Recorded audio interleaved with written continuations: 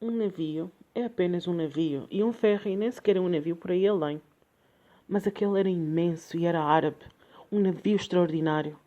Era o próprio bazar dividido por 3 andares acima do porão e posto a navegar na noite escura do Mediterrâneo.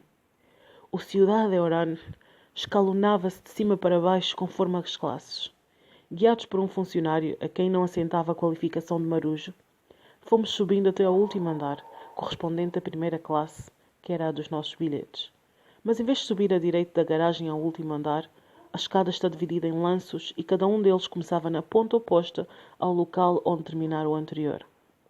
Isso forçou-nos a atravessar literalmente o barco inteiro aos zigue-zagues, enquanto íamos subindo. Melhor, isso permitiu-nos surpreender uma pequena multidão de argelinos regressando à pátria, sentados em bancos de madeira corridos. As mulheres e as crianças, ou deambulando pelos decks, os homens e ocupados na intimidade das suas tarefas ou hábitos, que nós íamos devassando, constrangidos, perante os seus olhares silenciosos. A Cláudia nunca havia estado antes num país árabe, e aquela longa travessia em ascensão por patamares do Ciudad de Oran foi como que um batismo de fogo inesperado e surpreendente. Caminhávamos em silêncio, com extrema cautela para não pisar ninguém nem coisa alguma, olhando disfarçadamente para os lados e pedindo delicadamente passagem quando alguém obstruía o caminho. Mas era impossível passarmos despercebidos, sobretudo a Cláudia que, nova, loura, de olhos azuis, cara descoberta, jeans e cabelo solto aos 4 ventos, despertava olhares frontais de concupiscência dos homens e olhares oblíquos de mulheres vestidas de negro e cara semi-tapada. C'est parti, pensei para comigo. Eis-nos no mundo árabe. E claro, pensei logo, também era a vontade de pensar no estrangeiro de Camus. Porque é isso que eu me sinto sempre entre os árabes. Por mais que me esforce por convencer-me de que todos nós na península temos um pouco de sangue árabe, um estrangeiro. E enfim chegamos lá acima, à primeira classe, onde alguns poucos estrangeiros como nós, e igualmente fardados de aventureiros, nos olharam de alto como se fôssemos extranumerários. E éramos. Os nossos 2 camarotes a que os bilhetes davam direito já não podiam ser abertos, pois já toda a gente tinha sido instalada nos seus lugares ou camarotes. Segundo nos explicou o guia, abandonando-nos com os nossos sacos de mão no deck superior. Paciência, dormimos aí num banco qualquer, conformou-se a Cláudia, que começava a revelar um inesperado espírito de adaptação que eu iria aprender a admirar a sério nos dias seguintes. Mas o mundo árabe não funciona assim. A regra principal é: nada tem uma solução definitiva e não há nada que não tenha algum tipo de solução provisória. É um pouco como dizem da vida os que sabem viver adaptando-se. Não íamos dormir num banco de madeira depois de 6 horas sentados no jipe. Talvez haja uma hipótese de dar a volta à situação. Qual é? Perguntou ela, fingindo-se exausta. Baquiche. O quê? Haxixe? Não. Baquiche. Já vais ver o que é. Olhei a roda e vi um rapaz que não devia ter mais de 14 anos, mas que vestia uma espécie de farda com uma placa de latão ao peito e parecia ter como função vigiar o deck da primeira classe. Dirigi-me a ele e felizmente ele falava francês. Expliquei-lhe a situação e é claro que ele disse logo que era impossível. Quanto impossível? Vou ver. E voltou passados 10 minutos, acompanhados por um sénior, vestindo uma farda nitidamente mais importante, mas que não abriu a boca, ou porque não falava francês, ou porque não estava nos seus hábitos de tratar daqueles detalhes. 10.000 pesetas, anunciou-me o miúdo. Ainda não havia euros e negociar em dinares da Argélia seria matar a negociação à cabeça. 10.000 pesetas o quê? Um camarote de 2 camas é tudo que se arranja.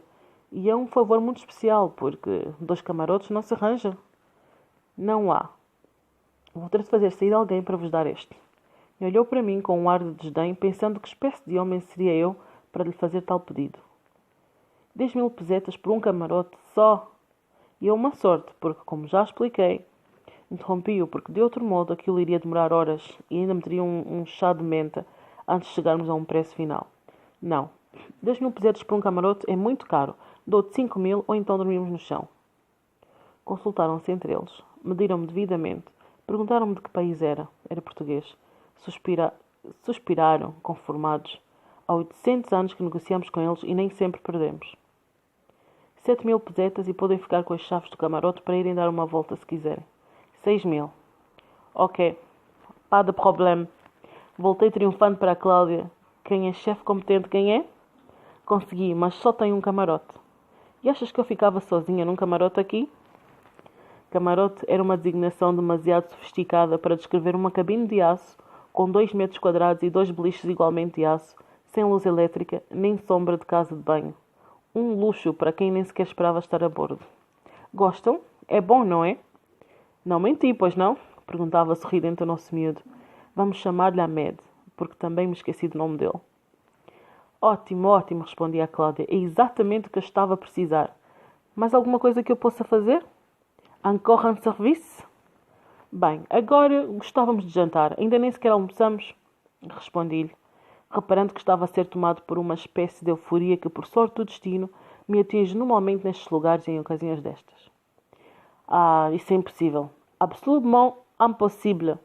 E a medo sorriu largo, mostrando o quanto deveria sofrer dos dentes. O restaurante já fechou há muito. Servimos o jantar enquanto esperávamos por vocês. Agora os cozinheiros já se foram todos deitar. Vá lá ver se ainda está algum acordado. A Cláudia olhou-me e sorriu. Se conseguires também que nos arranjem jantar, juro que começo a ficar espantada contigo. E eis que regressava o Ahmed. Pois, como eu disse, é muito complicado. Os cozinheiros já se foram todos deitar. O restaurante está trancado e... Sim, vá lá quanto? 10.000 pesetas. O quê? 2 jantares? Mas tem de ser rápidos. Não, 5.000. 7.000 tem de ser já. 6.000. Ok, pas de problème. Jantamos uma massa com carne de borrego e um molho espesso com pedaços de cenoura e courgettes, acompanhadas por um bocado de pão espanhol e depois à escolha uma maçã ou uma laranja. A mim soube-me divinamente, apesar de o único talher ser uma colher e a única bebida a água. Vinho, Hamed. Ah, não, aqui é proibido, somos muçulmanos. Resolvi testá-lo. 10.000 pesetas? Não, não. Desta vez é mesmo impossível. Se nem 10.000 pesetas o abalavam, devia ser mesmo impossível. Mas a minha euforia ainda não estava saciada. Ahmed, preciso de mais um serviço. Ah, oui? E escancarou a boca num imenso sorriso que me fez pensar que realmente tínhamos de contribuir para a ida daquele rapaz a um dentista. Sabes que nós, os infiéis, gostamos de beber álcool às refeições ou ao menos depois delas? Sim, eu sei. E fez um ar pesaroso, como se já a imaginasse a arder no fogo do inferno.